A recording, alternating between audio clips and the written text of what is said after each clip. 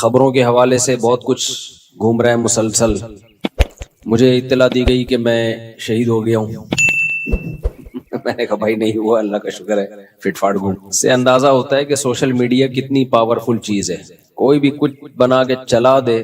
جب مجھے what's app کے اسٹیٹس کا استعمال نہیں آتا تھا تو فون پہ فون آ رہے ہیں، بھائی کیا ہوا کیا ہوا کیا ہوا. میں بتا رہا ہوں بھائی نہیں ہوا کچھ. تو اتنے کال کیسے ریسیو کرے آدمی، اتنے لوگوں کو کیسے خبر دے.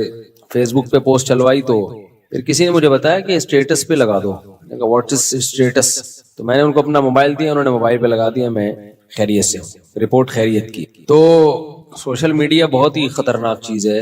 کچھ کا کچھ بنا کے چلا دو مارکیٹ میں. سب جب تک تردید ہوتی ہے اس وقت تک جنازہ بھی ہو چکا ہوتا ہے. پھر تردید ہوتی ہے کہ کسی اور کا جنازہ تھا، حضرت جی کا نہیں تھا. خیر دیکھو، یہ تو ایک فیک نیوز تھی. جس نے یہ چلائی ہے وہ پھر ایک الگ مسئلہ ہے، وہ کیا ہے. خیر لیکن ایک دن یہ حقیقت بھی ہوگی.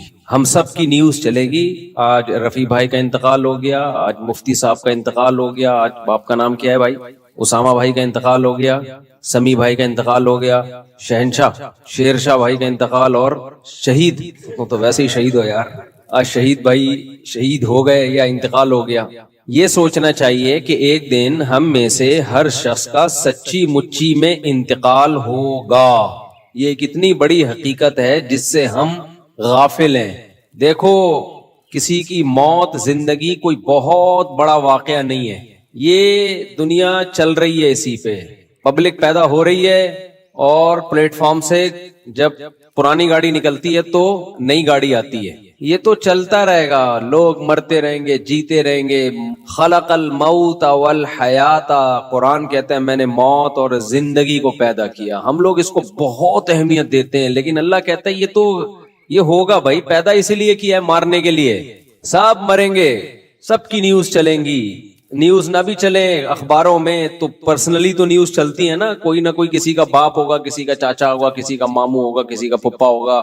آج پھپھا کا انتقال ہو گیا. میں ایک دن سوچ رہا تھا بیٹھ کے کہ میری زندگی میں کون کون سے ایسے لوگ جن کی میری زندگی میں بڑی ویلیو تھی وہ دنیا سے جا چکے ہیں.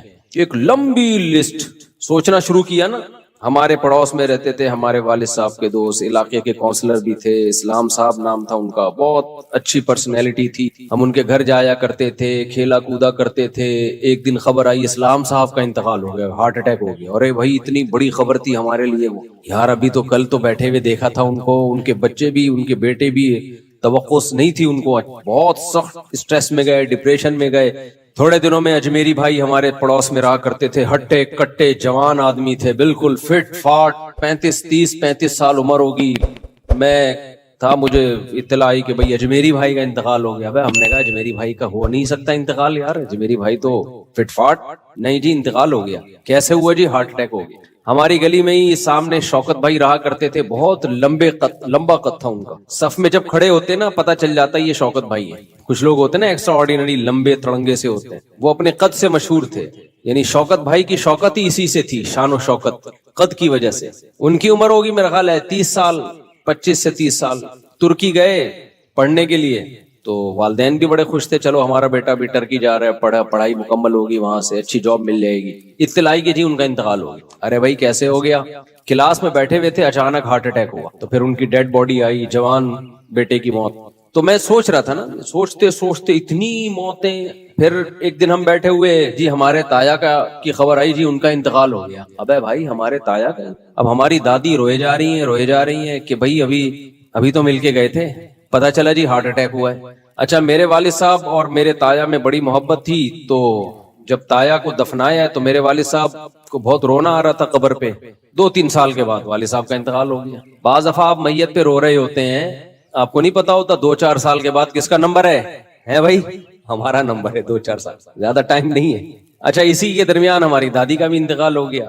خبر آئی جی ہماری والدہ کی پھوپھی کا انتقال ہو گیا. خبر آئی جی ہمارے فلانے کا انتقال ہو گیا، ڈمکانے کا انتقال ہو گیا، یہ ہو گیا. گلی محلے میں جنازے اٹھتے اٹھتے اٹھتے اطلاع آئی کہ جی ہمارے مولوی صاحب کا انتقال ہو گیا، جو پوری کمنٹری کرتے تھے، جنازہ آ رہا ہے، جنازہ جا رہا ہے. ہزاروں جنازے پڑھائے انہوں نے، لیکن ہمیں اطلاع ملی کہ جی مولانا صاحب کا انتقال ہو. دھچکا لگا ہمارے دل پہ، کیونکہ کئی سال ان کے ساتھ ہم نے 30 سال ہم نے ان کے ساتھ گزارے تھے.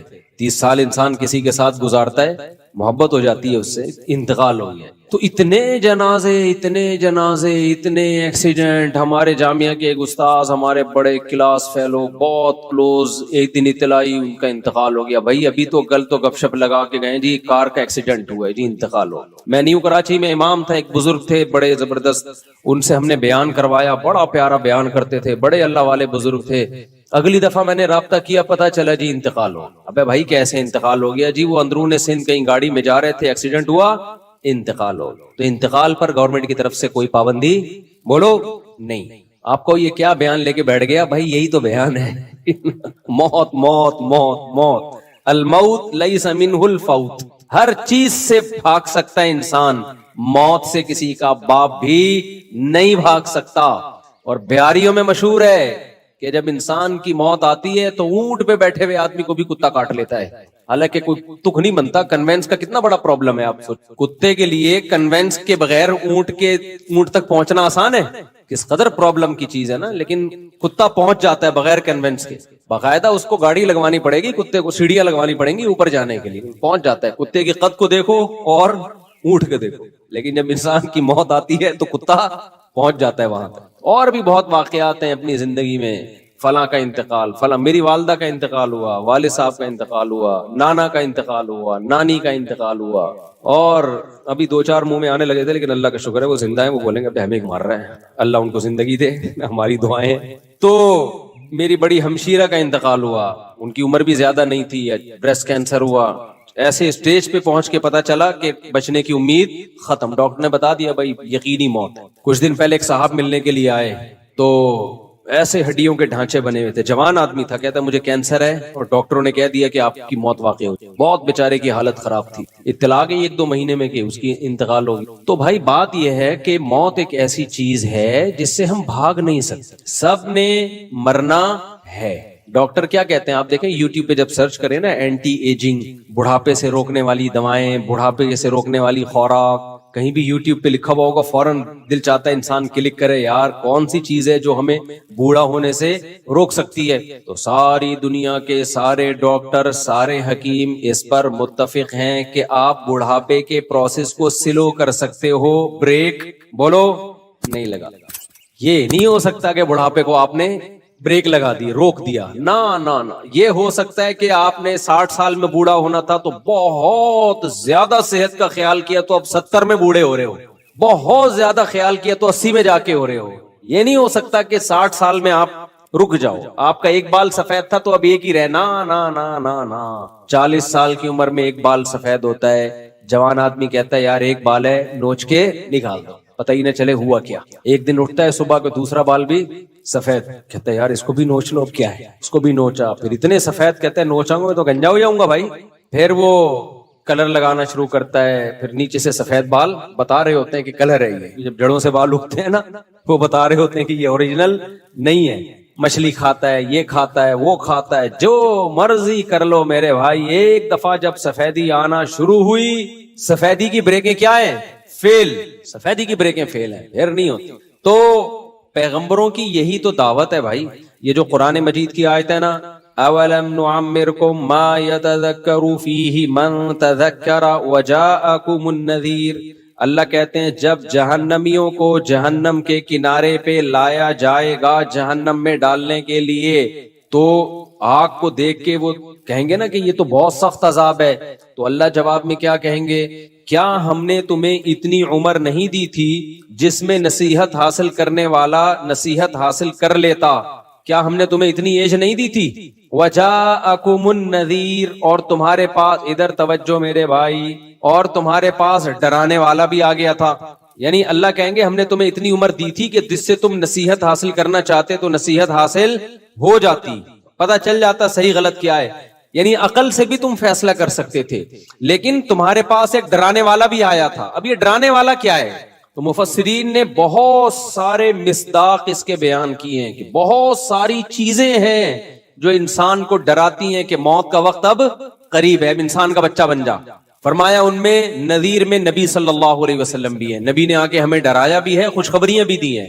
ان میں بڑھاپا بھی ہے, اور علماء نے اس میں لکھا ہے اس نذیر جو قرآن نے کہا نا تمہارے پاس ڈرانے والا آیا، اس میں سفید بال بھی ہیں. سب سے پہلی علامت جو آپ کو ڈرا رہی ہوتی ہے نا، جو ہم ڈرتے تو نہیں ہیں، ہم کچھ اور ہی کاموں میں لگ جاتے ہیں، وہ کیا ہے؟ بالوں کا سفید. یہ سب سے پہلی علامت ہے کہ اب آپ ریورس ہونا شروع. جتنا پاورفل ہونا تھا نا، قرآن کیا کہتا ہے بھائی؟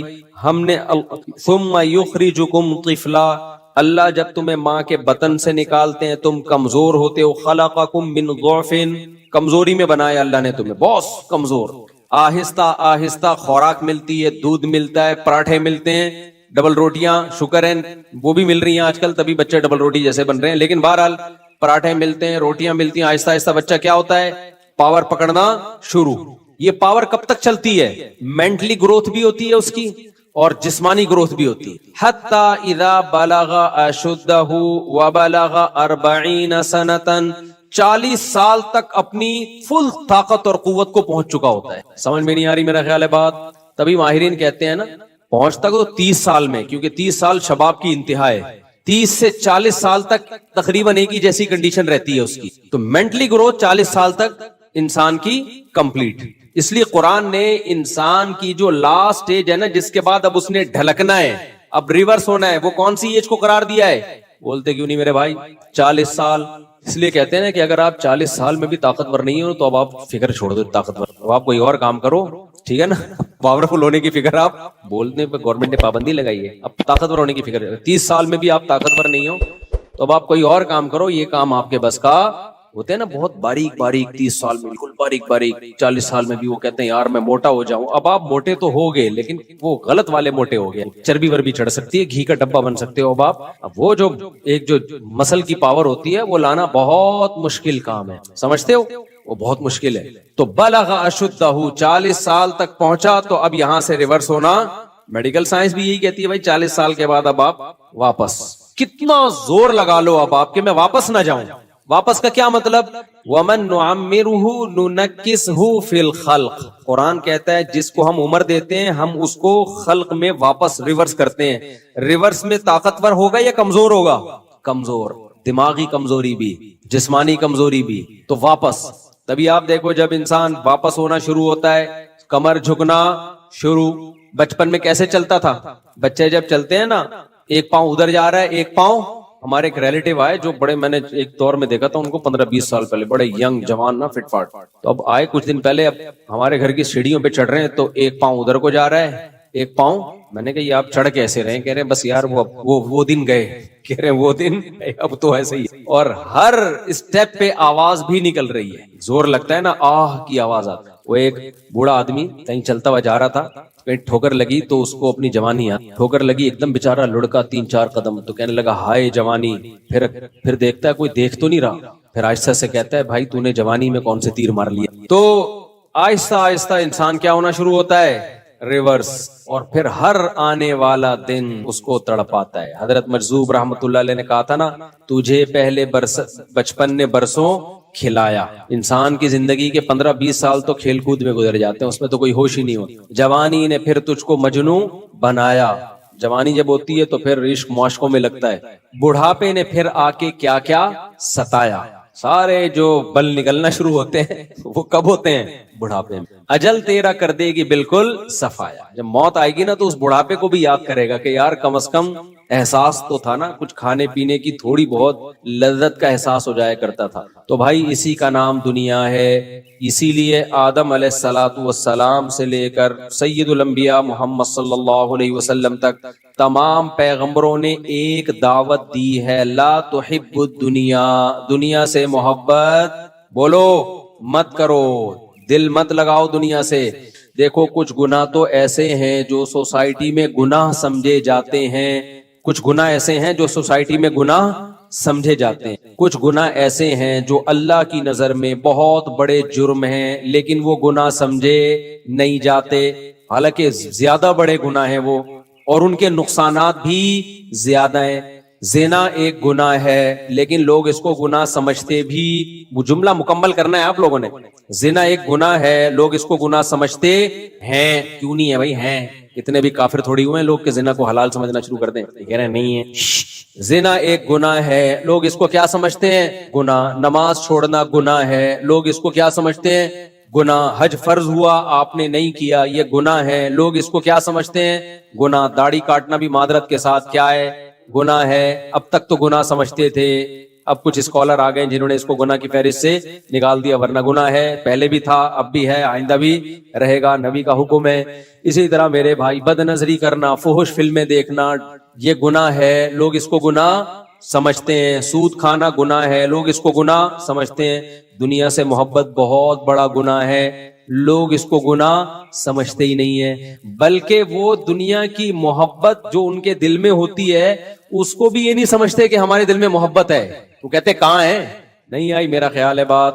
وہ کہتے ہے ہی نہیں ہمارے دل میں محبت, اتنی ہے جتنی سب کے دل میں ہوتی ہے, تو ہمارے دل میں بھی اتنی محبت. تبھی میں پھر ان سے کہتا ہوں میرے بھائی آپ کے دل میں دنیا کی محبت ہے, آپ اس کو گناہ سمجھو پہلی بات. تو وہ کہتے ہیں کیوں سمجھیں, اس میں کیا خرابی ہے؟ ہر اچھی چیز سے محبت ہوتی ہے, تو دنیا بھی بڑی اچھی چیز ہے, تو کیوں محبت نہیں ہوگی میرے بھائی؟ اس کا مطلب ان کا کانسیپٹ محبت کے بارے میں کلیئر نہیں ہے. بھائی جب شریعت کہہ رہی ہے لا تحب الدنیا, کہ دنیا سے محبت مت کرو, تو اس کا مطلب کہ بری چیز ہوگی نا. کیا ہو گیا میرے بھائی؟ تو اگر اس کے بارے میں آپ کو کوئی اشکال ہے کہ یار محبت نہ کرو, تو پھر کیسے چلیں دنیا میں؟ اگر میرے بھائی کسی کاروباری آدمی کو دکان سے محبت نہیں ہوگی تو وہ دکان چلائے گا؟ بولتے کیوں نہیں. تبھی لوگ تو پھر علماء پہ اعتراض کرتے ہیں, ایک طرف یہ کہتے ہیں دنیا سے محبت نہ کرو, دوسری طرف جاپان کے دورے ہو رہے ہیں ان کے. اچھا وہ جو میری ویڈیو آئی ہے نا, میں لانچ میں بیٹھ رہا ہوں, پیچھے سے کوئی لڑکی اس لانچ کو سیٹ کر رہی ہے, وہ ویڈیو میں نے نہیں بنائی ہے, وہ کسی اور نے بنا کے ڈال دی ہے.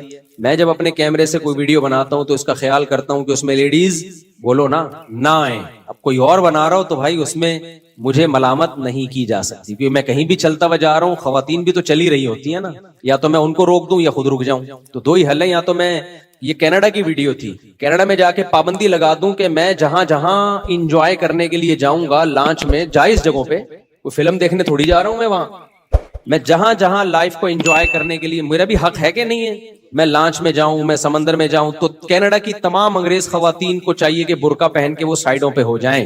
یا تو یہ حل ہے, یا یہ کہ میں جانا چھوڑ دوں, میں وہاں جاؤں جہاں سب آدمی ہوں, تو وہ مسجد ہی ہے پھر, اس کے علاوہ اور کوئی جگہ نہیں ہے. تو ہمیشہ کسی پہ اعتراض کرنے سے پہلے بات کرنی وہ چاہیے جس کے تمام پہلوؤں پہ آپ غور کر لیں کہ اگر آپ کے ساتھ ایسا ہو تو آپ کیا کریں گے. اب وہاں جہاں میں کینیڈا میں ایک لیک ہے, ایک جھیل ہے, وہاں میں جب, مجھے بتاؤ کینیڈا میں کسی جھیل پہ جانا جائز ہے یا نہیں ہے؟ اسٹیپ بائی اسٹیپ, کیونکہ اس پہ اتنا بڑا تماشا بنا ہے. کچھ لوگوں نے میرے بیان پہ ہی پابندی لگا دی کہ اس آدمی کو ہم نے بلانا ہی نہیں ہے, دیکھو یہ لڑکی پیچھے سے وہ جو ہے نا لانچ میں بٹھا رہی ہے اس کو اور یہ جا رہا ہے. تو ان کو میں کہہ رہا ہوں, بڑے کچھ لوگ ہیں جنہوں نے پابندی لگا دی, تو لگاتے ہیں, کوئی اس سے ہماری صحت پہ کوئی ایسا فرق پڑتا نہیں ہے, لیکن ایک مثال دے رہا ہوں کہ میرے لیے کینیڈا جانا جائز ہے یا نہیں. پہلا سوال, کینیڈا میں میرے لیے کسی جھیل پہ تفریح کے لیے جانا جائز ہے یا نہیں ہے؟ جائز ہے. اس میں لانچ میں بیٹھنا, وہ بھی مولویوں کے ساتھ, سارے مدرسے کے طلبہ تھے, یہ نہیں کہ چھپڑ میں کسی کو لے کے گھوم رہا ہوں میں, وہاں سارے مولانا لوگ تھے, تبلیغی جماعت والے تھے, مدرسے کے طلبہ بھی مدرسے کے طلبہ تھے جنہوں نے میرے لیے گھمانے پھرانے کا انتظام کیا کہ ہم آپ کو گھمانے لے کے جائیں گے. تو لانچ میں انہوں نے مجھے مولویوں نے بٹھایا, سارے دائیں بائیں مولوی, وہ نظر نہیں آ رہے, نظر کون آ رہی ہے ان سب کو؟ ایک لیڈی نظر آ رہی, تو ٹرکی تو یہ لوگ ہوئے. اچھا خیر, تو ان مولانا نے مجھے لانچ میں بٹھایا, میرے لیے اس لانچ میں بیٹھنا جائز تھا یا نہیں تھا؟ وہ لانچ کا اور اس پورا سیٹ اپ کا انتظام انگریز خواتین کے پاس تھا. تو اگر وہ پورا سیٹ اپ میرا ہوتا اور میں نے وہ لڑکیوں کے حوالے کیا ہوتا, تو آپ کہتے ہیں مفتی صاحب آپ مولوی ہو کے یہ کام کر رہے ہو. بھائی وہ کینیڈا کی گورنمنٹ ہے, تو وہ جو چاہے کرے, ہم اس کو پابند نہیں کر سکتے. بسوں میں بیٹھتے ہیں, جہاز میں بیٹھتے ہیں, تو کیا وہاں کوئی داڑھی مونچھ والے آدمی آتے ہیں چائے لے کے آپ کے سامنے؟ ایئر ہوسٹس آتی ہے نا. امریکہ میں ہم نے دیکھی ہیں جہازوں میں ایئر ہوسٹس بوڑھی بالکل بوڑھی عورتیں, ان کو اس سے کوئی غرض نہیں ہے کہ جوان ہو یا بوڑھی ہو, وہ کہتے ہیں یار کام ہو, وہ کام کرتی ہیں. آپ چائے منگواؤ ٹھک کر کے چائے آئے گی, آپ نے پانی منگوانا ہے ٹھک کر کے پانی آئے گا. لیکن ہمارے ہاں جو کانسیپٹ ایئر ہوسٹس کا ہے کہ وہ ان کو پتا ہے کہ شاید کچھ اس کے بغیر شاید بیٹھیں گے نہیں لوگ, واللہ عالم, واللہ میں کسی پہ الزام نہیں لگا رہا, لیکن بہرحال تو اب آپ کو جہاز میں بیٹھنا اس لیے جائز نہیں ہے کہ وہاں ایئر ہوسٹس چائے لے کے آتی ہے, تو بھائی پھر تو کہیں بھی بیٹھنا جائز نہیں آپ کے لیے, کہیں بھی جانا جائز نہیں. تو اس لیے اعتراض کرنے سے پہلے تھوڑا سا سوچ لیا کریں, اپنے آپ کو اس جگہ رکھ کے سوچا کریں کہ مفتی صاحب کی جگہ اگر آپ وینکوور میں ہوتے اور آپ کو کوئی لیک پہ گھمانے کے لیے لے کے جاتا اور آپ کو کوئی لانچ میں بٹھاتا اور بٹھانے والی لڑکی ہوتی تو آپ کیا کرتے؟ چھوڑ دیتے اس کو کہ چونکہ لڑکی بٹھا رہی ہے. حالانکہ لڑکی سے کوئی ہمارا لینا دینا تھا نہیں. وہ انگلش میں ٹھش پش بہت بول رہی تھی. جب زیادہ اس نے میرے ساتھ انگلش بولی ہے نا تو میں نے ایک دوست سے بولا, میں نے کہا پنجابی میں پتہ نہیں کیا کیا بول رہی ہے, اس کو بولے انگلش میں بات کرے میرے سے. خیر میں نے کہا گھنٹے سے پنجابی میں پتہ نہیں کیا کیا بول رہی ہے, اس کو بولو تمیز سے کس میں بات کریں, انگلش میں. اس کو نہیں سمجھ میں آیا کہ میں نے کیا کہا. خیر اپنی بے عزتی چھپانے کے لیے میں نے کہا, کیونکہ انگلش بولے جا رہی تھی اتنی فاسٹ, تو اس لیے میں نے پھر مذاق میں اس سے کہا کہ میں نے کہا اس کو بولو یہ پنجابی چھوڑ کے میرے سے کس میں بات کرے. آپ لوگ کی سمجھ میں نہیں آیا تو اس کی کیا سمجھ میں آیا ہوگا. خیر تو اعتراض تو لوگ کرتے چلے جا رہے ہیں. تو ہاں یہ ایک اعتراض بنتا ہے کہ ایسی ویڈیو جس میں اس طرح سلیو لیس ڈریس میں کوئی لڑکی ہو, ایسی ویڈیو یوٹیوب پہ نہیں ڈالنی چاہیے. یہ اعتراض بالکل درست ہے. تو اس کا جواب یہ وہ میں نے نہیں ڈالی, وہ کسی اور نے بنا کے ڈال دی. اور ایک اور بات سے بات چلتی, یہ جو میری آج کل بہت زیادہ ویڈیوز آ رہی ہیں ٹک ٹاک پہ, یوں چلتا ہوا جا رہا ہوں, پھر یوں دائیں دیکھ رہا ہوں, پھر کلاس میں جا رہا ہوں, یہ میں نہیں بنا رہا, نہ مجھے یہ طرز عمل پسند ہے. اب ہر آدمی کے ہاتھ میں موبائل ہے. میں کلاس میں جاتا ہوں, کوئی طالب علم بنا رہا ہوتا ہے, میں نیچے جامعۃ الرشید کے پارک میں چائے پی رہا ہوں, وہاں سے کوئی طالب علم بنا رہا ہے, ہم روک کے تھک گئے ہیں, ابھی آہستہ آہستہ اس کو کنٹرول کر رہے ہیں. لیکن یہ کام میں نہیں کرتا, اور میں طلبہ سے کہتا ہوں یہ فنکاروں پہ اداکاروں پہ یہ چیزیں سوٹ کرتی ہیں. اسٹائل مارنا, گاڑی میں بیٹھ رہے ہیں, گاڑی سے اتر رہے ہیں, پھر یوں جا رہے ہیں, پھر یوں اسٹائل مارا, یہ ایکٹروں پہ کے کام ہے. یہ علماء کے پہ سوٹ یہ چیزیں نہیں کرتی. تمیز سے زندگی گزارو, جو یہ شو بازی چھوڑ دو. تو یہ بھی میرا ٹک ٹاک پہ کوئی اکاؤنٹ ہے ہی نہیں, ٹک ٹاک پہ میرا کوئی اکاؤنٹ نہیں ہے. تو یہ سب لوگ کر رہے ہیں اپنے چینلوں کو گرو کرنے کے لیے, مجھے استعمال کیا جا رہا ہے کہ یوں آ رہے ہیں, یوں جا رہے ہیں, ایسے اسٹائل مار رہے ہیں. یہ میں نہیں کر رہا. خیر ہم اپنے اصل موضوع کی طرف آتے ہیں. تو میں یہ عرض کر رہا تھا میرے بھائی کہ دیکھو, دنیا سے محبت یہ جرم ہے. اب سوال یہ پیدا ہوتا ہے کہ اگر دنیا سے محبت جرم ہے, اچھا دیکھو جتنے بھی گناہ ہیں نا وہ ڈپریشن پیدا کرنے میں اتنے معاون مددگار نہیں ہے. دنیا سے محبت ایک ایسا گناہ ہے جو سب سے زیادہ اسٹریس اور ڈپریشن پیدا کرتا ہے. کچھ گناہ ایسے ہیں نا جس کی سزا انسان کو دنیا میں ملتی ہے. کیا خیال ہے بھائی, ہیروئن پیو گے, آخرت میں ٹھکائی بعد میں ہوگی, دنیا میں سزا پہلے. وہ کیا سزا ہے؟ تھوڑے دنوں میں ہڈیوں کا ڈھانچہ بن جاؤ گے, کالا رنگ ہو جائے گا, منہ سے بدبو آئے گی, مرے ہوئے ملو گے کسی پائپ کے برساتی نالے کے اندر سے. یہ دنیا کی سزا ہے. کیا خیال ہے؟ جسم تڑپتا ہے, خراب ہوتا ہے. تو کچھ جرم ایسے ہیں جن کی سزا آخرت میں بعد میں ملے گی, دنیا میں پہلے مل. جیسے نشے ہیں, جو نشہ کرتے ہیں ان کو دنیا میں بھی برباد ہو جاتے ہیں. ڈپریشن میں بہت زیادہ, یعنی ڈپریشن سے مراد دماغ خراب ہونا, جب نہیں ملتی تو پریشان ہوتے ہیں. میں جو ہے نا بس میں آیتیں اگلے ہفتے میں اگلی آیتوں سے درس شروع کروں گا. تو جب نبی صلی اللہ علیہ وسلم نے فرمایا نا کہ تم موت کے بعد دوبارہ زندگی ملے گی, تمہیں اللہ کے سامنے حساب و کتاب دینا ہے, تو وہی مشہور سوال تھا, سأل سائل بعذاب واقع. اللہ فرماتے ہیں یہ لوگ آپ سے پوچھتے ہیں وہ کب واقع ہوگا, جو عذاب واقع ہونے والا ہے اس کے بارے میں ایک سائل نے پوچھا. اللہ فرماتے ہیں واقع کب ہوگا یہ تو میں نہیں بتاؤں گا, میرا اصول ہی نہیں ہے کہ میں قیامت کا علم بتا دوں. لیکن اتنی بات ہے, للکافرین لیس لہ دافع, جو بھی اللہ کا منکر ہے, اللہ کو نہیں مانتا, اللہ کے حکام کو فالو نہیں کرتا, جب وہ عذاب آئے گا تو دنیا کی کوئی طاقت اس عذاب سے ان کو بچا نہیں سکے گی. تعرج الملائکۃ والروح الیہ فی یوم کان مقدارہ 50,000 سنہ, 50,000 سال کا ایک دن ہوگا. کہیں 1,000 سال اللہ نے ذکر کیا میدان حشر کے بارے میں, کہیں 50,000 سال. تو علماء نے بیان کی یہ لوگوں کے حالات کے حساب سے ہوگا. یہ ٹائم کے جو یونٹ ہے نا یہ ہر ایک کے حق میں مختلف ہوتے ہیں. دیکھو جب ہم پیدا ہوئے تو ہم کائنات کو بننے کے اربوں سال کے بعد پیدا ہوئے ہوں گے نا, تو کیا ہمیں انتظار کرنا پڑا؟ بولو نا کیا ہو گیا؟ اگر ہمیں اللہ انتظار کرواتا, ابھی تم عالم ارواح میں ہو, 1 ارب سال کے بعد تمہارا نمبر آئے گا, تو میں تو بوریت سے مر چکا ہوتا. کیا خیال ہے بھائی؟ جہاں فلائٹ 1 گھنٹہ لیٹ ہو جائے, انتظار میں آدمی ٹینشن میں چلا جاتا ہے. لیکن ہم تو جب آئے تو ہمیں تو لگا کہ کائنات کی ابتدا آج سے ہو رہی ہے, جب ہم نے ہوش سنبھالا. کیونکہ ہمارے وہ یونٹ جو تھے نا, جو وقت کی اکائیاں ہیں, وہ ہمارے حق میں اسٹارٹ ہی نہیں ہوئی تھی. تو اسی طرح مرنے کے بعد جو مردے کے لیے جو ٹائم کے یونٹ ہے نا وہ چینج ہوتے ہیں. ورنہ جو مردہ بیچارہ 20,000 سال پہلے دفن ہوا ہے, وہ تو قبر میں کوئی عذاب نہ بھی ہو رہا, وہ تو پڑے ہی بور ہو گیا ہوگا کہ اللہ قیامت لیا, میں تو ٹینشن میں آ گیا ہوں, 20,000 سال ہو گئے مجھے. تو اس کو تو ایسا نہیں لگے گا کہ 20,000 سال ہو گئے. وہ جب دوبارہ اس کو اللہ تعالیٰ اٹھائیں گے تو نیک لوگوں کو تو لگے گا ابھی ہم سوئے تھے اور ابھی ہمیں کسی نے آ کے اٹھا دیا. جیسے گہری نیند, گہری نیند میں جب انسان سوتا ہے کئی گھنٹے بعض دفعہ سوتا ہے, کوئی آ کے اٹھائے تو اس کو لگے گا یار ابھی تو میں سویا تھا, ابھی آپ نے اٹھا دیا ہمیں. تو سوتے ہوئے آدمی کے ٹائم کے یونٹ الگ ہوتے ہیں, مرنے کے بعد کے ٹائم کے یونٹ الگ ہوتے ہیں, عالم ارواح کے الگ تھے. اور بعض تو یہ بھی میں نے سنا ہے کہ دوسرے سیارے پہ آپ چلے جائیں نا زمین کے علاوہ تو وہاں بھی ٹائم کے یونٹ چینج ہو جائیں گے. تو اسی طرح آخرت کے ٹائم کے یونٹ بالکل الگ ہے. ایک دن 50,000 سال کی, دنیا کا جو 50,000 سال ہے نا وہ وہاں کا ایک دن ہوگا. کسی کے حق میں 1,000 سال, کسی کے حق میں 50,000 سال. یہ وہ ہے جب حساب و کتاب جس میں ہوگا. تو اللہ نافرمانوں کو عذاب سے پہلے نہ حساب و کتاب کا عذاب دیں گے. اللہ ہم سب کو اس عذاب سے محفوظ رکھے, جس کو قرآن نے ایک جگہ بیان کیا یجعل الولدان شیبا, وہ ایسا دن جو بچوں کو بوڑھا کر دے, ایسا دن یفر المرء من اخیہ, انسان اپنے بھائی سے دور بھاگے. اس لیے بڑے بڑے اللہ والے وہ جہنم سے زیادہ پناہ مانگا کرتے تھے میدان حشر کی سختیوں سے. جہنم تو اس سے زیادہ سخت ہے, لیکن میدان حشر کوئی کم چیز نہیں ہے, وہ کوئی کم عذاب نہیں ہے. تو اللہ فرماتے ہیں کہ 50,000 سال کے برابر ایک دن ہوگا. فاصبر صبرا جمیلا انہم یرونہ بعیدا. جب مشرک بار بار کہتے بھائی چھوڑو ابھی لے آؤ نا ابھی لے آؤ, تو نبی صلی اللہ علیہ وسلم کو پریشانی ہوتی کہ بھئی اللہ وقت بتاتا کیوں نہیں ہے, بتا دے تاکہ میری جان چھوڑیں یہ لوگ. تو اللہ نے پیغمبر صلی اللہ علیہ وسلم کو تسلی دی, فاصبر صبرا جمیلا, اے نبی آپ صبر جمیل کریں. صبر جمیل وہ صبر ہے جس میں ذرا بھی شکایت نہ ہو. انہم یرونہ بعیدا, اے نبی یہ لوگ سمجھتے ہیں اس کے آنے میں بہت ٹائم ہے, لاکھوں کروڑوں سال ہیں. ونراہ قریبا, جبکہ ہم دیکھ رہے ہیں بس آنے والی ہے. کیوں؟ جب آپ مر گئے نا, ابھی دیکھو ہو سکتا ہے 1,000 سال باقی ہوں قیامت آنے میں, ہو سکتا ہے 20,000 سال باقی ہوں, لیکن ہمارے مرنے کے بعد ہمیں نہیں لگے گا 20,000 سال, ہمیں تو ایسا لگے گا ابھی ہم مرے تھے اور اتنی جلدی اللہ نے قیامت قائم کر لی. تو ہمیں تو اپنی موت کے حساب سے چلنا ہے بھائی.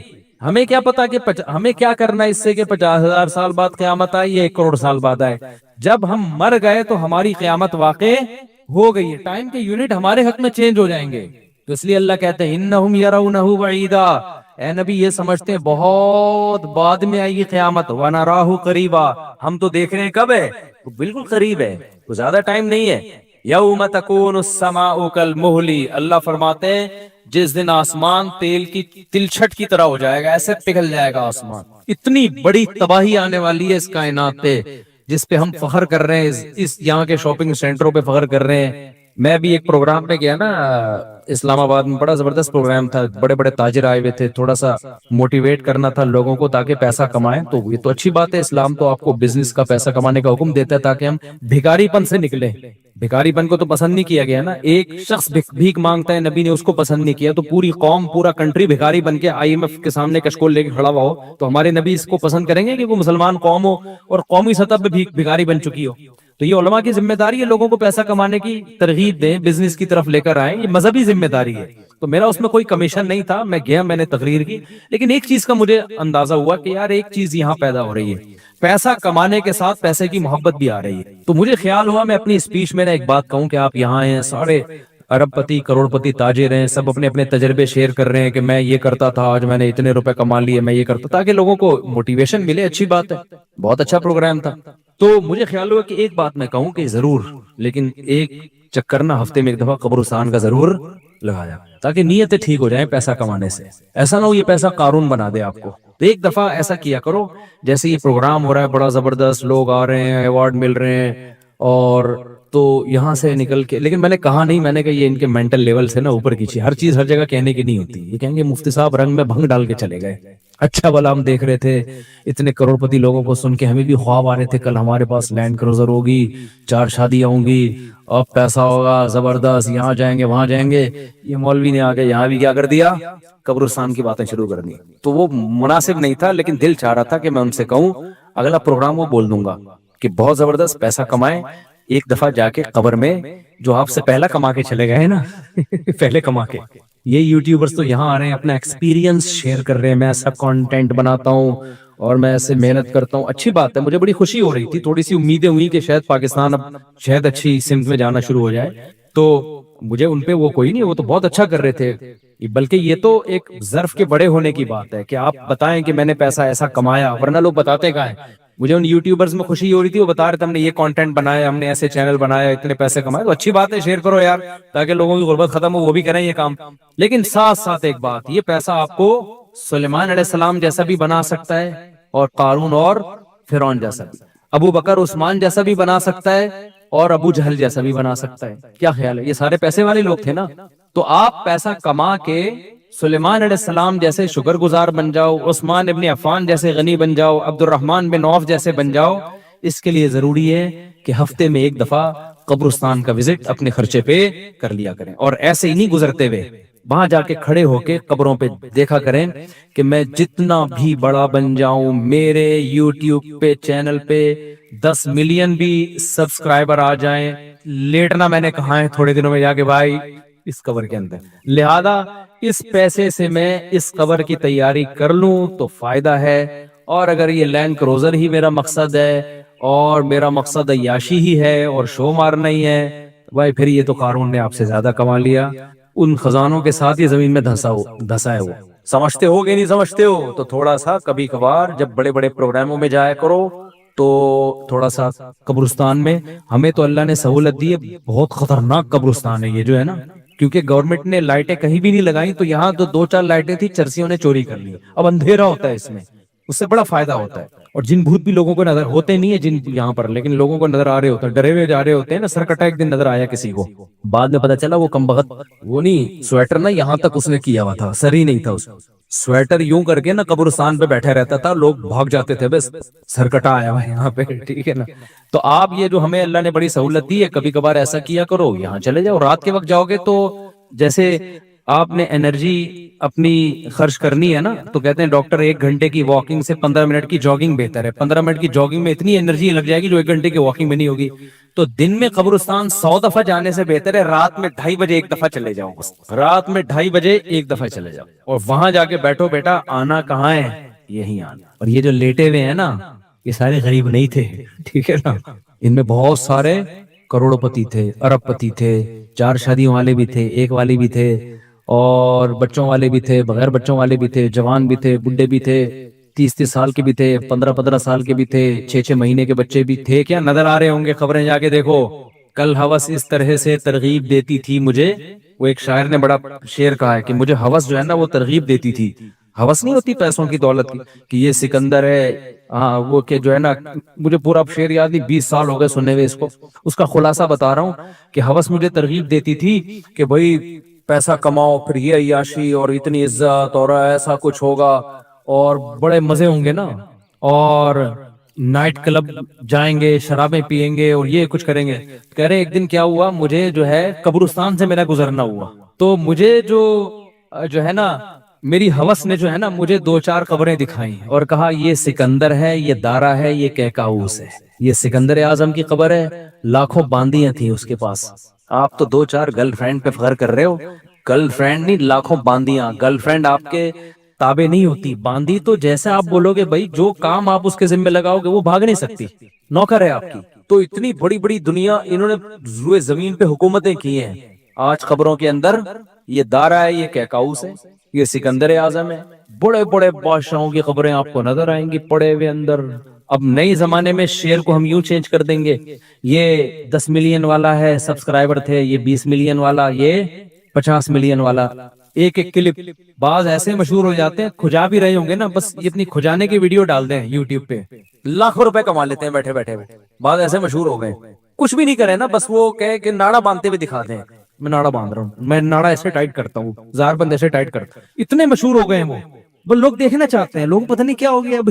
اللہ کا وقار زکر نے کل ایک بڑی اچھی ویڈیو وائرل کی ہے یوٹیوبرز کے بارے میں, کہ میں وہ یوٹیوبرز کی وہ ویڈیو پہ جو اس نے کمنٹس کیے وہ تو نہیں بتاؤں گا, کیونکہ اس پہ وہ اس کا نام لینا کسی کا ٹھیک. اس نے کہا یار یہ عجیب ولاگر عجیب ٹائپ کے آ رہے ہیں, کچھ بھی کر لو, کچھ بھی کر لو, ملین ایک دن میں 1 ملین ان کے ویوز ہو جاتے ہیں. تو انہوں نے کہا یہ ان بلاگرز کا قصور نہیں, یہ قوم کا قصور ہے. بڑی اچھی بات کی اس نے, یہ قوم کدھر کو جا رہی ہے بھائی. واش روم میں بیٹھا ہوا بندہ دکھا رہا ہے, دیکھیں آدھا اوپر والا دکھا رہا ہے, میں کہتا ہوں اگر وہ نیچے والا پورشن دکھا دے نا یوٹیوب چینل بند کر دے گا, بولے گا بھائی اتنے سبسکرائبر اتنا کراؤڈ ہم برداشت نہیں کر سکتے, ڈی مانیٹائز کر دے گا یار. کہے گا بھائی یہ ہمارے بس میں اب تو لوگوں کی نیچر دیکھو یار, کچھ بھی جو مشہور ہو جاتے ہیں ایک دفعہ مشہور ہو گئے نا بس اب کچھ بھی کریں گے, گالی دے رہے ہیں وہ ویڈیو آ گئی, کھجا رہے ہیں لوگ دیکھ رہے ہیں کیسے کھجاتے ہیں, تو لوگ عجیب ہیں. بہرحال جو ہو رہا ہے میں تو مارکیٹ میں وہی بتاؤں گا نا آپ کو. تو اب جو سوشل میڈیا سے وابستہ لوگ ہیں جن کے ٹک ٹاک پہ چینل, یوٹیوب پہ چینل, ان کے یہاں کامیابی کیا ہے, 4 ملین ہو گئے, 10 ملین ہو گئے, 50 ملین ہو گئے. تو ایک ویڈیو اتنی محنت سے بناتا ہے, 4 آدمی تجھے ملتے نہیں ہیں, اور میں کھجاتا بھی ہوں نا سر کو تو اتنے ویوز آ جاتے ہیں. تو کل یہ شیر چینج ہوگا, یہ سکندر ہے یہ دارہ قبروں میں نا, تو کہیں گے یہ 10 ملین والا ہے, یہ 20 ملین والا ہے. یہ ناڑا باندھتے ہوئے ایک دفعہ ویڈیو ڈالی تھی اس نے اور 20 ملین ایسے ہو گئے تھے. تو یہ سب آئے گا مارکیٹ میں. تو اس لیے میرا دل چاہتا ہے کہ میں ان لوگوں سے, میرا اس پروگرام میں دل چاہ رہا تھا ایک دفعہ بولوں کہ آپ تمام حضرات سے گزارش ہے, بہت اچھا پروگرام ہے اور اللہ کرے اور پیسہ آئے اور یہ لوگ اپنے تجربوں کو شیئر کریں, لیکن کائنڈلی تھوڑا سا قبرستان بھی, ہمارے نبی نے پیسہ کمانے کی ترغیب دی ہے, ساتھ ساتھ قبرستان جانے کی بھی ترغیب دی ہے. صحیح بخاری کی حدیث ہے, كنت نهيتكم عن زیارت القبور فزوروها فإنها تذکر الآخرہ. نبی نے فرمایا میں نے تمہیں قبرستان جانے سے منع کیا تھا کیونکہ بدعتیں ہو رہی تھی, شرک پھیل رہا تھا, لیکن اب توحید قائم ہو گئی ہے, شرک کا خطرہ ختم ہو گیا. فرمایا فزوروها, قبرستان جایا کرو کیونکہ اس سے آخرت یاد رہتی ہے. انسان اپنی اوقات میں رہتا ہے, اپنی اوقات سے باہر نکلنے کی کوشش نہیں کرتا. تو اللہ میاں بھی فرما رہے ہیں تم اس کو بہت دور سمجھ رہے ہو, ہم سمجھ رہے ہیں بہت قریب ہے. اور یہ جتنی رنگینیاں اس کائنات کی نظر آ رہی ہیں نا, یہ سب ٹوٹ پھوٹ کے مٹی ہونے والی ہیں, برابر ہونے والی ہیں. تو یوم تکون السماء کالمہل وتکون الجبال کالعہن, اتنے بڑے بڑے پہاڑ اللہ کہتے ہیں روئی کی گالوں کی طرح اڑیں گے. آپ سبسکرائبر کو لے کے بیٹھے ہوئے, یہ بڑے بڑے پہاڑ جو ہل نہیں سکتے نا, یہ روئی کی گالوں کی طرح اڑ رہے ہوں. وتکون الجبال کالعہن ولا يسأل حمیم حمیما, جگری دوست بھی کسی دوست کو نہیں پوچھے گا. تو اگلے ہفتے انشاءاللہ یہاں سے میں آگے سے شروع کروں گا تاکہ یہ صورت ہماری ختم بھی ہو. اللہ تعالی ہمیں موت سے پہلے نا تیاری کی توفیق عطا فرماتے ہیں. دنیا کماؤ ضرور بھائی, اتنا فری نہ کراؤ جتنا ہم دنیا کو فری کرا رہے ہیں, اتنا کراؤ جتنا یہاں پر رہنا ہے. اللہ تعالیٰ سمجھنے کی عمل کی توفیق عطا فرمائے. سنتوں کے بعد انشاءاللہ نماز کے بعد نا تھوڑی دیر سوال جواب کا سلسلہ ہوگا, جو بیٹھنا چاہیں بیٹھ سکتے ہیں. میری عمر 30 سال ہے, 1 سال پہلے میں نے عمرہ بھی کیا. میں اپنی پوری زندگی میں نماز قرآن کے قریب نہیں ہوا, لیکن گزشتہ 5 ماہ سے میں نے کوئی نماز نہیں چھوڑی. ماشاءاللہ ماشاءاللہ. کیا مجھے لازمی اپنی پچھلی فرض نمازیں ادا کرنی ہوں گی؟ ارسلان صاحب جی ادا کرنی ہوں گی, لیکن ایسا نہ ہو کہ پچھلی کے چکر میں اب اگلی بھی چھوڑنا شروع کر دیں, زیادہ ٹینشن لے لیں. فی الحال آپ اپنے آپ کو اس کا عادی بنا دیں, لیکن 6 مہینے سے تو عادت پڑ گئی ہے آپ کی, 5 ماہ سے ماشاءاللہ نماز نہیں چھوٹی, تو زیادہ ٹینشن نہ لیں اس کی. لیکن یہ کہ شرعی مسئلہ تو چینج نہیں ہو سکتا, تو اس میں فجر کے ساتھ 2 رکعت فرض فجر کے پڑھ لیے, ظہر کے ساتھ 4 پڑھ لیے, عصر کے ساتھ 4 اور پڑھ لیے, مغرب کے ساتھ پچھلی مغرب کے, عشاء کے ساتھ. اور ہمارے نزدیک وتر بھی چونکہ واجب ہیں, نبی صلی اللہ علیہ وسلم کی اس بارے میں صحیح احادیث موجود ہیں, تو وتر کی بھی قضا کرنی چاہیے. تو ایک دن میں کم سے کم 1 دن کی نمازیں پڑھ لیں آپ, تو اللہ نے چاہا تو انشاءاللہ یہ پوری ہو جائیں گی. مفتی صاحب کراچی کا اجتماع 25 جنوری کو ہے اور یہ بات پکی ہے, جمعرات مدنی مسجد میں بھی اعلان ہو چکا ہے, آپ اجتماع میں ضرور آئیں انشاءاللہ. صلو علی الحبیب. میرے بھائی چپل مدرسے میں 3 مہینے, کیا لکھا ہے یار, جیل مدرسہ میں, یہ کدھر ہے جیل مدرسہ؟ جیل مدرسہ میں 3 مہینے جیل کو چپل لکھا ہوا ہے, مہینے رہ کر آیا, آپ سے دعا کی درخواست ہے, دل سے دعا جی. موجودہ حالات میں پتہ نہیں کس چیز کی دعا منگوا رہے ہیں, مجھے سمجھ میں نہیں آ رہا. حال جو بھی ہے, موجودہ حالات میں اگر کوئی شخص حقوق اللہ اور حقوق العباد پورا کرتا ہو مگر اشاعت دین اور بقائے دین کی کسی بھی صورت کا حصہ نہیں بنتا, تو کیا وہ گناہگار ہوگا؟ جی گناہگار ہوگا, کیونکہ نہی عن المنکر فرض ہے, تو ہر شخص پر اپنی استطاعت کے بقدر نہی عن المنکر فرض ہے. اللہ نے ہمیں سیدھے راستے تک پہنچنے کے لیے بہت کم ٹائم دیا ہے. آخرت کے لحاظ سے, دنیا کے لحاظ سے تو یہ بہت ٹائم ہے. قرآن کہتا ہے کہ جب آخرت میں برے لوگوں سے حساب و کتاب ہوگا تو وہ کہیں گے کہ اے اللہ تو ہمیں ایک بار دنیا میں دوبارہ بھیج دے تاکہ ہم تیرے پیغمبروں پر ایمان لائیں اور ہم تیری فرما برداری کریں. یہ مضمون قرآن مجید میں بہت مقامات پر آیا ہے. مشرک کہے گا واللہ ربنا ما کننا مشرکین، اللہ کی قسم ہم تو شرک کرتے ہی نہیں تھے. تو گناہگار کہے گا ان تقول نفس یا حسرتا علی ما فرطت فی جنب اللہ، ہائے افسوس کہ میں اللہ کے بارے میں بہت سخت کوتاہی میں مبتلا رہا. یہ قرآن بیان کرتا ہے نا کہ تمہاری کیفیت کیا ہوگی اس وقت، بلکہ قرآن یہ بیان کرتا ہے جب موت کے وقت تم برزخ کی زندگی اپنی آنکھوں سے دیکھو گے تو اس وقت تمہاری کیا کیفیت ہوگی. دیکھیں، ایک تو مرتا ہوا انسان ہمیں نظر آ رہا ہوتا ہے، لیکن ایک مرتے ہوئے انسان کو بھی کوئی کچھ نظر آ رہا ہوتا ہے جو ہمیں نظر نہیں آتا اور نہ وہ ہمیں بتا سکتا ہے. جیسے جو آدمی بستر پہ لیٹ جائے سونے کے لیے تو ایک پوزیشن تو یہ ہوتی ہے جس میں وہ مکمل جاگ رہا ہوتا ہے، جس میں ہم سے اس کا رابطہ ہوتا ہے. ایک پوزیشن یہ ہوتی ہے جس میں وہ گہری نیند سو رہا ہوتا ہے، اس کا ہم سے رشتہ ڈسکنیکٹ ہو چکا ہوتا ہے، ہم سے کوئی رابطہ اس کا نہیں ہوتا. ہم اسے ہنسنے کی بات کریں ہنسے گا نہیں، رلانے کی بات کریں روئے گا نہیں، کتنی خطرناک خبر دیں اس پر کوئی اثر نہیں ہوگا. لیکن ہمیں یہ لگ رہا ہوتا ہے کہ یہ بے ہوش ہے، مگر وہ ایک الگ دنیا میں گھوم رہا ہوتا ہے. وہ جس دنیا میں گھوم رہا ہوتا ہے اس کے خواب کہا جاتا ہے، عالم خواب. وہ یہ سمجھتا ہے کہ یہ حقیقت ہے اس خواب کو. اچھے خواب بھی ہوتے ہیں، برے خواب بھی ہوتے ہیں. بعض اچھے خواب ایسے ہیں آنکھ کھلتی ہے تو انسان افسوس کرتا ہے یار میں تو سمجھ رہا تھا یہ سچی مچی کا ہو رہا ہے میرے ساتھ. بعض برے خواب ہوتے ہیں انسان کی آنکھ کھلتی ہے شکر ادا کرتا ہے اللہ تیرا شکر ہے کہ یہ خواب تھا، اے اللہ تیرا شکر ہے یہ خواب تھا. لیکن خواب میں اس کو یہ احساس نہیں ہوتا کہ میں خواب دیکھ رہا ہوں.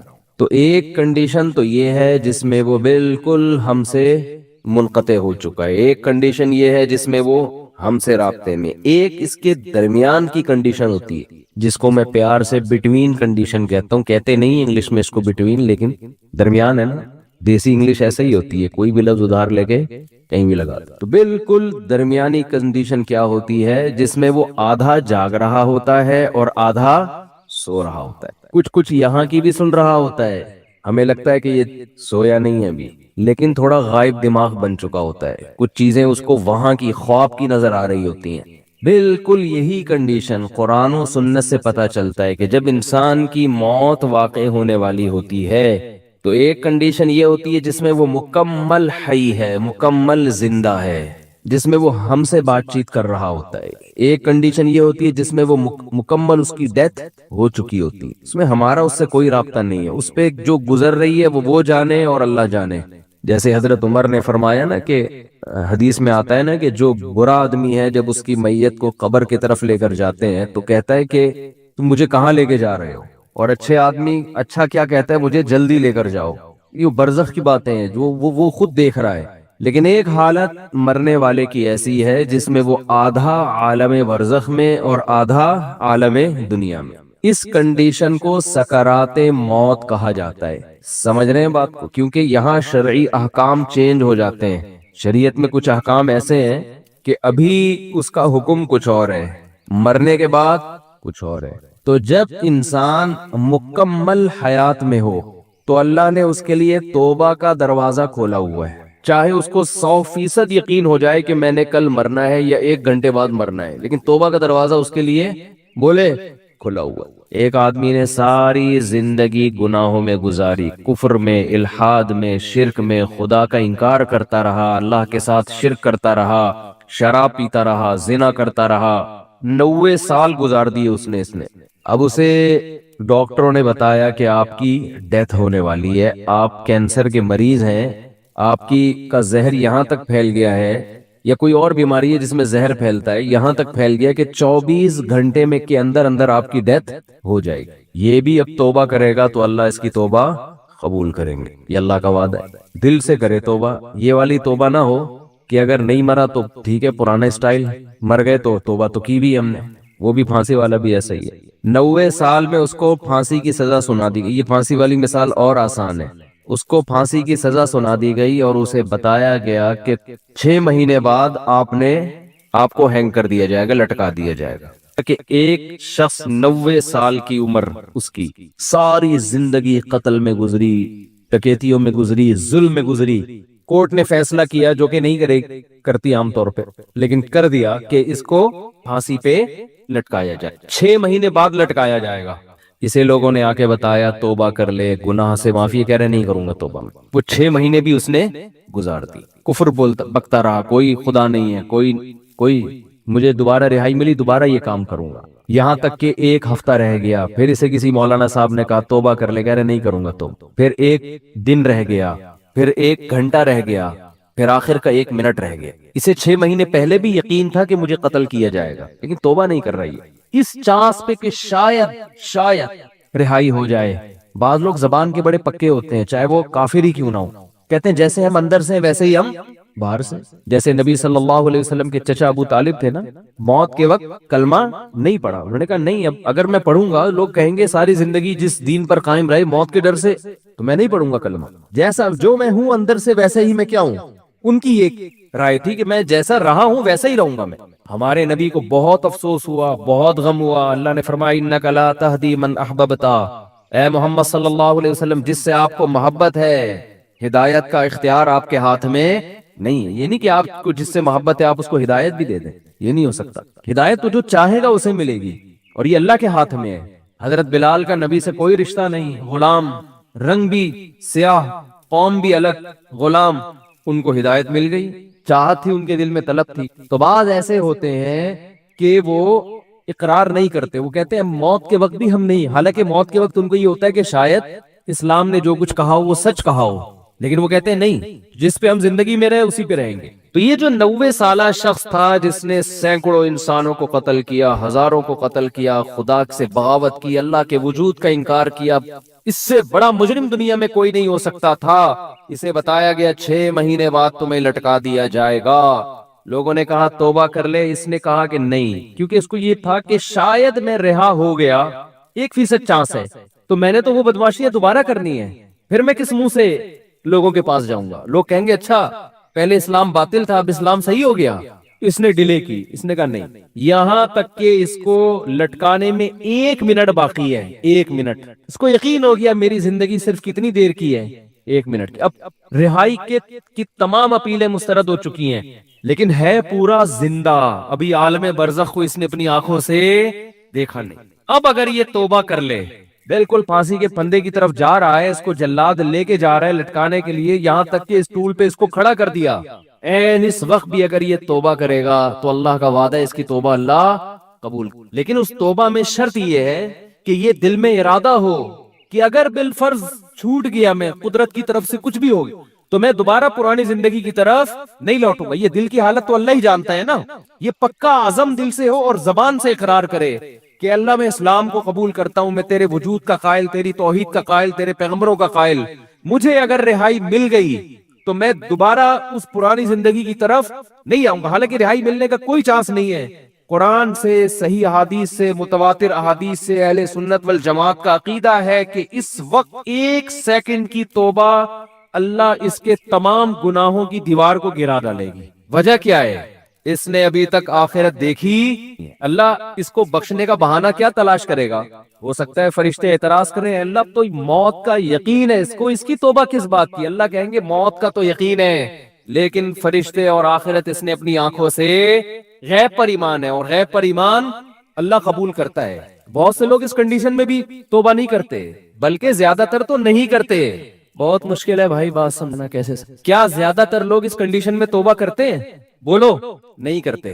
جاؤ ہسپتالوں میں کینسر کے مریضوں کو جا کے دیکھ لو، جیسے تھے ویسے کے ویسے ہی ہیں۔ غیر مسلموں کو دیکھ لو، بسترے مرگ پہ تڑپ رہے ہوتے ہیں، جو بت پرست تھا وہ بت پرستی میں ہی مرتا ہے، پھر بھی نہیں کرتا توبہ۔ تو یہ بھی بہت 1% خوش قسمت لوگ ہوتے ہیں جو عین اس وقت میں توبہ کر لیں، ورنہ توبہ ہوتی نہیں ہے، اس ٹائم پہ بھی نہیں کرتے لوگ توبہ، دل سیاہ ہو چکے ہوتے ہیں۔ ہمارے ایک دوست اپنا پرانا واقعہ بیان کرتے تھے کہ مجھے ہارٹ اٹیک ہوا، کہیں جوانی میں ہو گیا، اللہ نے ان کو زندگی دی، صحت دی، توبہ بھی ہو گئی، الحمدللہ نیک پرہیزگار ہیں، اگر بیان سنیں تو کائنڈلی مائنڈ نہ کریں۔ تو میرے بھائی اللہ کا قانون یہ ہے کہ جب تک اپنی آنکھوں سے موت کے فرشتے نظر نہ آئے اس وقت تک اللہ نے توبہ کا آپشن رکھا ہوا ہے، اور جب یہ منظر آپ نے اپنی آنکھوں سے دیکھ لیا، اللہ کہتے ہیں بیڑیا رگڑتا رہے گا، کلا انہا کلمۃ ہوا قائلھا، توبہ کا کلمہ تیری زبان سے نکلا ہوا ایک کلمہ ہے جو ہوا میں تحلیل ہو کے ختم، اللہ کے ہاں اس کی کوئی ویلیو نہیں ہے۔ نبی صلی اللہ علیہ وسلم نے فرمایا کہ جہنم کی آگ سمندر کا پانی خوش نہیں کر سکتا، حدیث کا مفہوم ہے، لیکن 2 قطرے جہنم کی آگ کو ٹھنڈا کر دیتے ہیں۔ ایک اللہ کے راستے میں شہید ہوتے ہوئے جو شہید کے خون کا پہلا قطرہ زمین پہ گرنے سے پہلے اس جہنم کی آگ کو اللہ ٹھنڈا کر دیتے ہیں۔ ایک اللہ کے خوف سے رویا ہوا آنسو، کیا زبردست مثال ہے، اتنا سا آنسو ہے لیکن اللہ جب تک زندہ ہے آپ، اس آنسو کی اللہ کی نظر میں ایسی ویلیو ہے کہ یہ جہنم کی بھڑکتی ہوئی آگ کو ٹھنڈا کرنے کے لیے کافی ہے۔ تو بھائی خوش قسمت وہ ہے جو موت سے پہلے پہلے توبہ کر۔ اب آپ یہ نہ سوچیں کہ یار ٹھیک ہے آخری پھندے تک لٹکنے تک آخری منٹ میں بھی توبہ قبول ہوتی ہے تو ڈیلے کر لو، تو یہ دو گڑبڑے کا اندیشہ اس میں۔ نمبر 1، آپ کو کیا پتا کہ آپ کس وقت مریں گے، آپ کا آخری منٹ کب آئے گا؟ سمجھتے ہو؟ پھانسی کے مجرم کو تو پتا ہوتا ہے لٹکنے والا ہوں، ہر موت مرنے والے کو یہ پتا نہیں ہوتا۔ دوسری بات یہ کہ مشاہدے پر مبنی یہ حقیقت ہے، جو موت کی وجہ سے توبہ کو ڈیلے کرتا ہے ایسے لوگوں میں اکثر توبہ نہیں کرتے۔ آپ دیکھ لو غیر مسلموں میں جوانی میں توبہ کرنے والے، اسلام قبول کرنے والے زیادہ ہیں، بڑھاپے میں اسلام قبول کرنے والے کم ہیں۔ حالانکہ جوانی میں غیر مسلم بننے میں عیاشی زیادہ ہے، بڑھاپے میں تو ویسے ہی عیاشی نہیں ہے نا، لیکن اس کو تو فائدہ ہی فائدہ، بوڑھے آدمی کو اسلام قبول کر لے، توبہ کر لے، بھائی اب تو کچھ تیری زندگی تو گزر گئی عیاشیوں میں، اب تو جائے گا جنت میں، لیکن دل ایسا سخت ہو جاتا ہے وہ نہیں کرتا۔ جوان آدمی وہ جلدی کر لیتا ہے، حالانکہ اس کو قربانی زیادہ دینی پڑ رہی ہے۔ آپ دیکھ لو دنیا میں توبہ کرنے والے جوان آپ کو زیادہ ملیں گے، بوڑھے ہیں لیکن کم ہیں۔ اسی طرح توبہ کرنے والوں، اسلام قبول کرنے والوں میں جوان غیر مسلم زیادہ ہے، بوڑھے کم ہے۔ تو اس لیے کبھی بھی اس حماقت پہ توبہ کو ڈیلے نہیں کرنا چاہیے کہ مہلت تو اللہ نے دی ہوئی ہے۔ اور دوسری بات، جتنی جلدی توبہ کرو گے خیر اور برکتیں اتنی زیادہ ہوں گی، آپ نیکیاں زیادہ کما لو۔ ٹھیک ہے کوئی غیر مسلم ہے آخری وقت میں مسلمان ہو رہا ہے، توبہ کر رہا ہے، گناہ معاف ہو گئے، لیکن نیکیوں کا موقع اس کو بہرحال، ٹھیک ہے اللہ اس کو جنت میں داخل کر دیں گے، لیکن وہ زیادہ اونچے درجات تک نہیں جا سکتا۔ وجہ اس کی ہے کہ اس کو اس کے اعمال میں وہ اتنی خیریں ہیں نہیں کہ جو شخص زندگی بھر اپنے اعمال میں خیر ڈالتا رہا، تو آج آپ توبہ کریں گے، آپ کے پاس پوری زندگی یہ خیر پھیلانے کے لیے، اپنے اعمال میں نیکیاں جمع کرنے کے لیے ڈیلے کریں گے، تو آپ کے پاس نیکیاں کمانے کا ٹائم کم رہے گا۔ اللہ تعالیٰ سے دعا ہے اللہ تعالیٰ ہمیں جلد سے جلد سچی توبہ کی توفیق عطا فرمائے۔ وما علینا الا